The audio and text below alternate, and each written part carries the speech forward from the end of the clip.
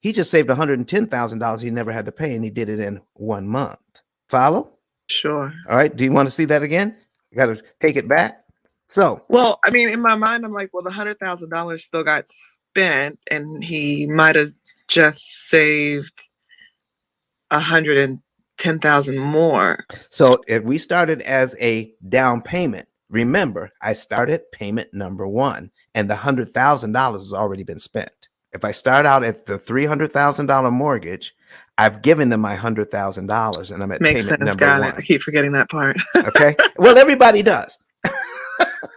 So the $100,000 is already spent. So now at the $400,000 loan, I still have my $100,000.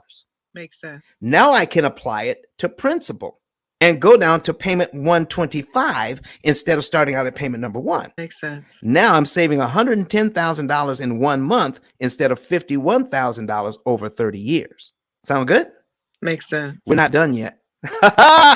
So we just saved $110,000. We knocked off 10 years off this loan. So now he's starting out at $300,000 at 30 years.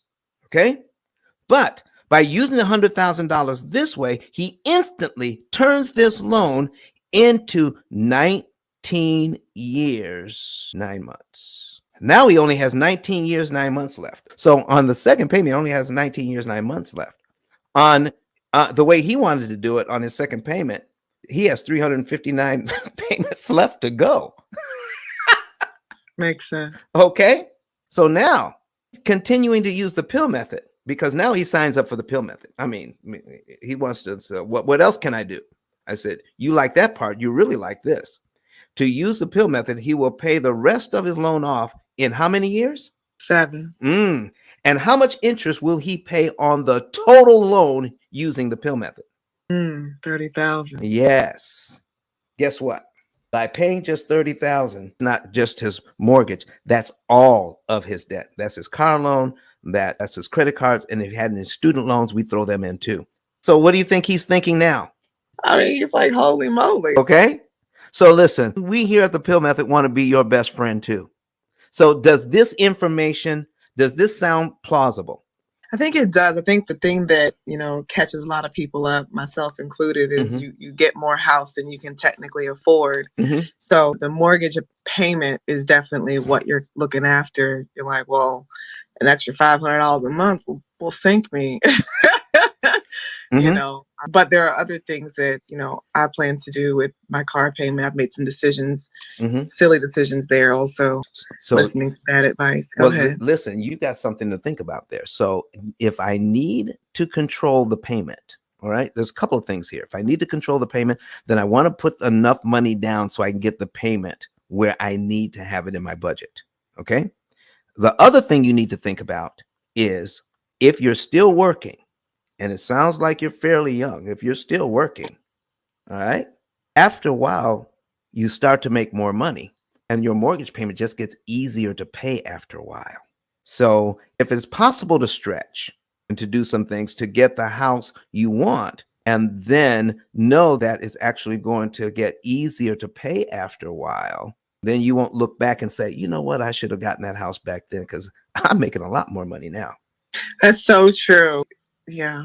Okay. So keep all of that in mind. As I watch these shows on TV and they go in and say, I want to pay $400,000 on my house, not a penny more. And they have no idea why they're choosing that number.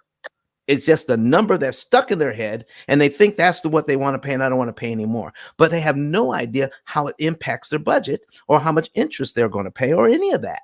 So if we're looking at purchasing a $400,000 mortgage at 3%, the bank wants $206,000 in interest. So it's not a $400,000 loan. It's a $600,000 purchase. Not a $400,000 loan purchase. It's a $600,000 purchase when we add the interest into it.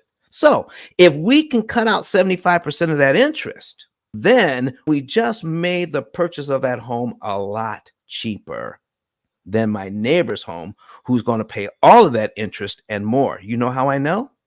Because 9 out of 10 people will never pay off a home. 9 out of 10 people will never pay off a mortgage. And if you don't believe me, think back. As long as you've been alive, how many people do you know that had a mortgage that actually paid it off that you know of? Less than 10% of the people you know. I think we've proven why we don't have to buy down the interest rate anymore, because interest rate doesn't matter. It's the interest cost, and we control the interest cost. How about that? Okay. And so what I think I hear you saying, I'm sorry. Go ahead. Is to not necessarily worry so much about the PMI, because with the P.I.L.L method, you're paying all of that down early anyway. It doesn't really matter. Well, you do have to pay PMI, but for 1 month.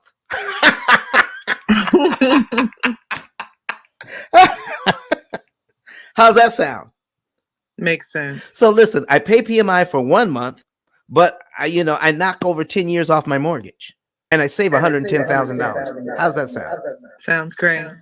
But Don has some valuable information that can contribute to the quality of a person's life, and it only costs you a few dollars. It's his book. Why not get that? I'm going to go through the P.I.L.L method myself with some of my investment properties. So I'm going to link up with Don, and then I'm going to sit down with him, show him my investment portfolio, and see how I can eliminate interest.